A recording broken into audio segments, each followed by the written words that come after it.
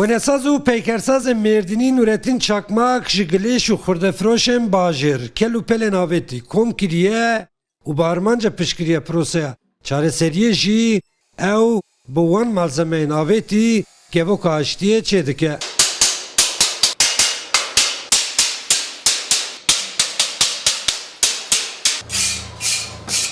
تا ترکیه بارش رو جدیس بیکر میجی پیشوی بدو ماها م کبوکی آشتی دست بیکر و نزدیکی شش به بشو و برو از شغلم انشالله تشی خوش بیدر که اجانا پی برا آزادی به برا آشتی چه به ولایت ما امجی و دنیای جی بخیر و سلامت بی هاوی می که بکن. Kevoka hesiniya aştiye zêdetirî 2 metroye û nêzîkî tonekî jî giran e.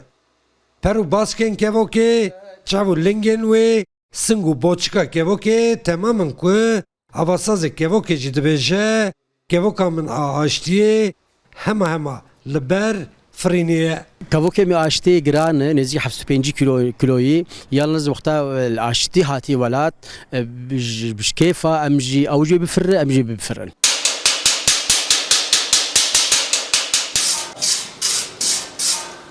Dünya bu bahar kunafate khar. Dünya bu bahar kunafate khar. Sergiyagun açtı bahar. Di çêkirina kevokê da bi sedan perçe hene ku her yekek di dema xwe de bi armancên cuda hatine bikaranîn. Lê ew perçeyên bikarhatî niha carek din bi rengê xwe reng didin rihê kevoka aştiyê ya Nurettin Çakmak. ev kevok min aştiye vek Mezopotamyayı her rengi tedheyi. Bakta hunli mezinin ali ki şiyeyi, jberiyeyi, jmerdini kevdari heyi. Yani vekki rengi Mezopotamyayı. Gelek tiştê de ev çi ev? Ev müfteyi Mifta çi ye? me aşti gireda ma asekir. Jana pev bera cardin şer u pefşun çene be velatê me. Hartim keyf xoşî aşitî rizgarî çêbe.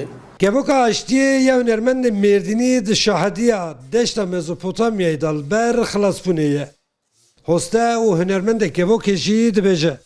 Hêvîdarim ew aştiya em li bendê ne berî kevoka min xilas bibe were welat û êdî qet nefire neçe. Abdul Selim Akinci Rûda Mêrdîn.